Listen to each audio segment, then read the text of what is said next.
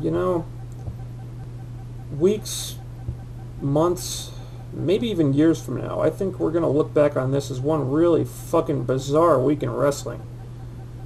I mean, you had Raw doing the Sopranos finale cut to black bit. You had Adam Lay and Taz walk out before the main event on ECW. That was totally a work, by the way. You had, a freaking Shimmer match on Impact. You had the Awesome Kong thing. I mean, so much crazy crap happened this week. I was seriously wondering if somebody put something in the water. I mean, it's pretty clear where this is coming from, where the WWE is concerned. I mean, bottom line is they're getting desperate. I mean, they're drawing 10-year lows in the ratings. Vince can't figure out how to fix it because he's totally lost touch with his audience. So he's resorting to shock TV to try to get those viewers back. Big surprise, it's not working. With TNA, it feels like another case of them trying too hard to be, quote-unquote alternative, and they end up just going overboard with it and possibly alienating their audience instead of attracting it. But I don't want that to sound too negative here, because the truth is I actually thought Impact was really good this week for the most part. I mean, first of all, I don't know if you guys have noticed this, but for the last 2 weeks, the matches on Impact have been a lot longer than usual. And the wrestlers are actually getting the time to go out to the ring and wrestle for a change. And just like that X Division title change 2 weeks ago, that's another thing I've been begging for months. And keep that up, TNA. Also, it looks like TNA may have learned their lesson from the lockdown build-up about hyping up their main events properly, because the main event of Sacrifice is getting a good deal of focus, which is, a definite improvement. I'm still not looking forward to the match that much because I don't know how good it's going to be with Scott Steiner in it. But they're not treating the match like an afterthought, which has been a problem with a lot of their pay-per-view main events lately. In fact, I think the build-up to Sacrifice in general has been pretty good so far. And believe me, I wasn't planning on saying that at all, because I think there's only one show left before Sacrifice now, and they've only really announced 2 matches for the card. But I went to the TNA website earlier, and I saw that this Deuces Wild tournament thing is probably going to be taking up the bulk of the show. And they have been putting a lot of emphasis on that. And the idea for the tournament itself has been far from perfect. I think we're all in agreement on that. But they're devoting a lot of time to it.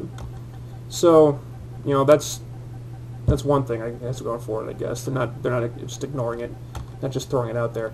Basically, I think the way the pay-per-view is shaping up now looks like they're going to have the triple threat main event, this Britney Spears makeover knockout match thing. Still not a fan of that, by the way. The finals of this Deuces Wild tournament, and in some type of match that'll be inside this new Terror Dome thing. Now about the Terror Dome, it doesn't sound like a really bad. It doesn't sound like all that bad right now. I think it could possibly turn into an interesting concept match. My problem with it is that they're debuting this new variation of a steel cage match 1 month after their all steel cage pay-per-view. Now, what sense does that make? I mean, why not hold off on this thing for like 6 months and debut it at the Terror Dome at like Genesis or something, so that it would stand out more? I mean, Lockdown was just a couple of weeks ago, and now you're asking people to pay to see another cage match? I don't care if it's some new weird kind of cage match that we've never seen before. It's just too soon for something like that. Now, as for this Deuces Wild tournament, first let me say this. I don't like it. Okay, I don't like the idea of it. I don't like the stipulations. I think the whole thing is just way too complicated. Having said all that, I think the execution of it has actually been pretty decent, at least so far. Now, the matches have been good. Some interesting teams have advanced. I think LAX versus Christian and Rhino could be a great matchup. I really hope we get to see that one. So it's been good up to this point. But now we're at the point where they're starting to add the singles wrestlers to the mix, and that's the part that I'm not looking forward to. But I'm going to wait and see how it plays out before I bash it. But there is one part of it that I kind of need to vent about a little bit. This business of putting Awesome Kong in the tournament. It's a bad idea, and I'll tell you why. Because if you start establishing Awesome Kong as somebody who can beat up the men, then how the hell are any of the women supposed to beat her for the Knockouts title in any way that's believable? I mean, plus, Spike TV has that no man-on-woman violence rule, and as far as I know, that hasn't changed. So I don't know how the hell they're going to do this. I mean, I'm sure it's going to be a pay-per-view only type of thing to try and generate some interest for the show, and I mean, it might actually work in that capacity, unless they do what I'm really hoping they don't do, which is go the Pac-Man Jones route and try to make it look like Awesome Kong can wrestle the men when everybody knows she can't. At least not on Impact, because Spike TV won't let it happen. Anyway, stay tuned for that one. And speaking of weird stuff involving women, where the hell did Daisy Hayes versus cheerleader Melissa come from? I mean, when I read the spoilers, I thought that was going to be a dark match. I didn't think they'd actually put it on TV. Now, I have no idea if this was a tryout match for Daisy or if she's signed with TNA now, but what I'm really scratching my head over is if they wanted her to work a match against Melissa Anderson, why not have Melissa work as her TNA character, Raisha Saeed? I mean, why put cheerleader Melissa out there when we've never even seen her in TNA before? I mean, don't get me wrong, I'm not complaining about it. I had no problem with the match being there. I'm just wondering what the hell it was doing there. I mean, maybe this is the start of a new gimmick for Melissa where she plays both characters. I mean, might not be a bad idea, seeing as how the crowd reacted so well to her. And if that was a tryout match for Daisy, I hope she got a contract out of it, because if TNA is looking to sign some more women, they could do a lot worse than her. And hopefully this is the start of them, phasing in more of the women who can wrestle and phasing out the ones who can't. Sounds good to me.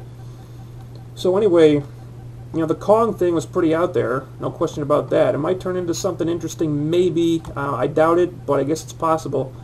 Right now I'm thinking it's a potential train wreck, but I still want to see what happens with it, and maybe that's the whole point. Aside from that weird-ass angle, the only other things I really didn't like about this show were Booker T just completely burying AJ Styles, and the fact that there were no X Division matches. I mean, we did have Petey Williams in the main event, and that was nice. He got to look competitive against Joe and Angle. Of course, he also got pinned in his first match after winning the belt from Jay Lethal. Did not like that. I mean, it just feels like, once again, the X Division's taken a back seat, and that is a huge mistake on TNA's part. And I did a whole other video about this already. How can TNA improve Part 4? So I'm not going to go into my reasons for that again. I'll just say this. If the writers can find the time on the show for 2 women's matches, they can find the time for 1 X Division match. And I'll just leave it at that. So, after those complaints, I thought Impact was really good this week. The matches were solid, and they weren't all broken up by commercial breaks, too. TNA's definitely been better about that recently. That's a big plus. Again, the stuff with Melissa and Daisy was weird as hell. The Kong thing was fucking bizarre. And next week's Impact should be, I think, will be pretty telling about where that's all going to go. So overall, I mean, this was a pretty surreal capper to the weirdest week in wrestling I can remember. So, you guys, you tune into Impact next week. In the meantime, I'm going to go lie down for a while and hope the dinner I've been eating before wrestling comes on hasn't been laced with LSD. See you later.